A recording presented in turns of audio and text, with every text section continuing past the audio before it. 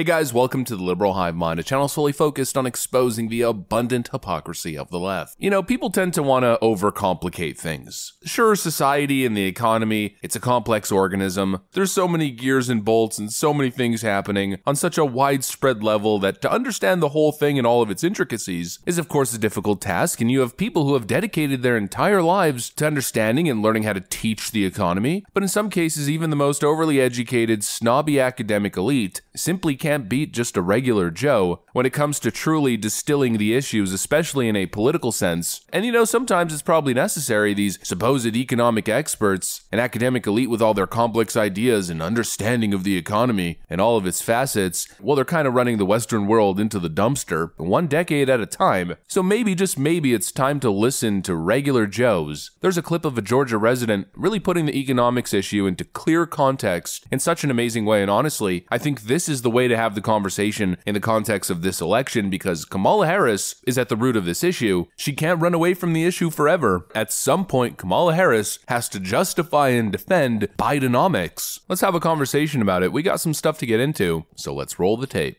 Alright, so mostly I think I set the context. Let's play the viral clip that everyone's talking about, and then of course have a conversation. Take a look at this. This is Cody Ivey, a Georgia resident supporting Trump. I remember before Trump got out of office, I only had to put $10 in my truck, go back and forth to work. Then all of a sudden it's 30 to 40, and then prices on beer goes up.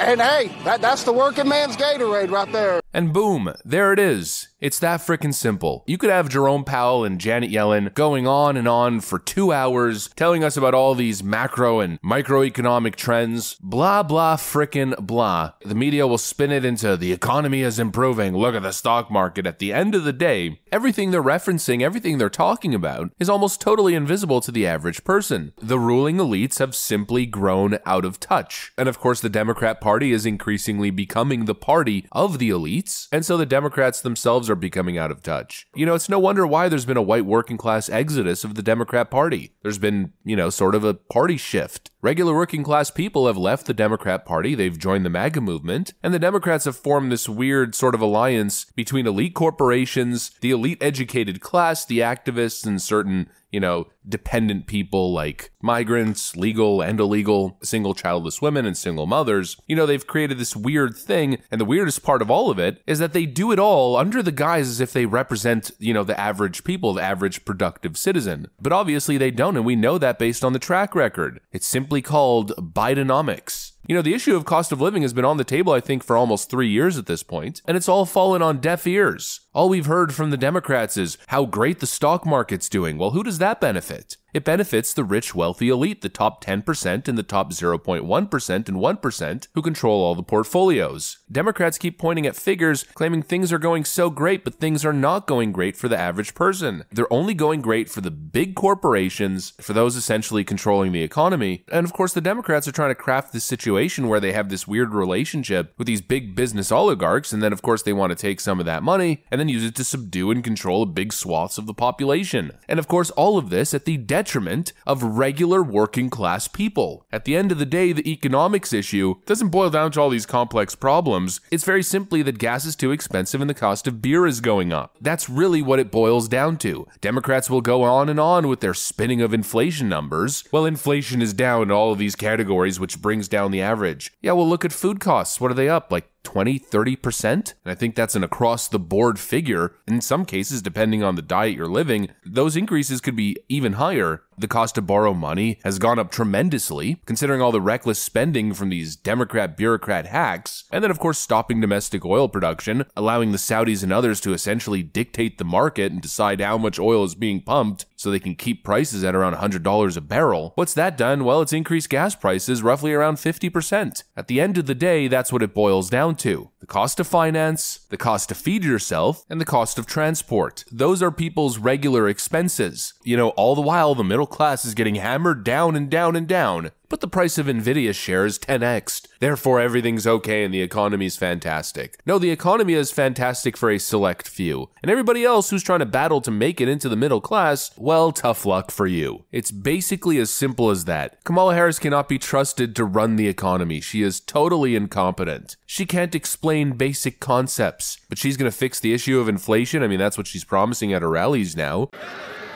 On day one, I will take on price gouging and bring down costs.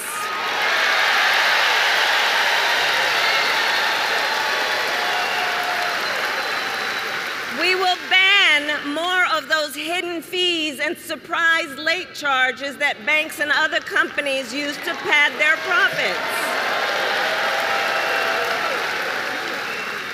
We will take on corporate landlords and cap unfair rent increases.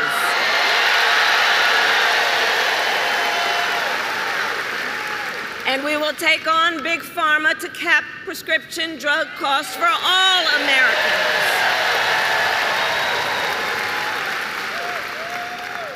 Our plan will lower costs and save many middle-class families thousands of dollars a year. But Donald Trump has a different plan in mind, one that would raise prices on middle-class families.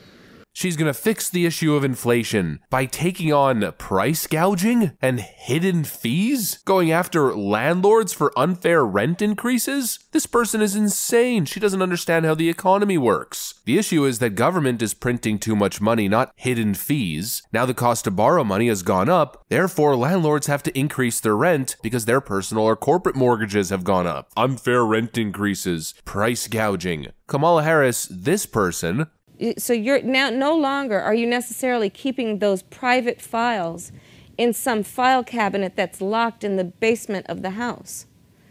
It's on your laptop, and it's then therefore up here in this cloud that exists above us, right? Mm-hmm. It's no longer in a physical place. That was Kamala Harris's attempt to explain cloud storage. Yeah, her displaying her ignorance in literally anything technical, and especially relating to the economy. She's gonna fix all your problems. No, she's the reason that gas and beer are expensive. It's that freaking simple. Her and Joe Biden. And now the idea is to vote for her to fix the problems that her and Joe created. That is completely insane. Now Kamala Harris also happens to be promising that she's going to secure the border because Donald Trump apparently is to blame for the crisis. Donald Trump does not care about border security. He only cares about himself. What? Bro, what are you talking about, man? And when I am president, I will work to actually solve the problem.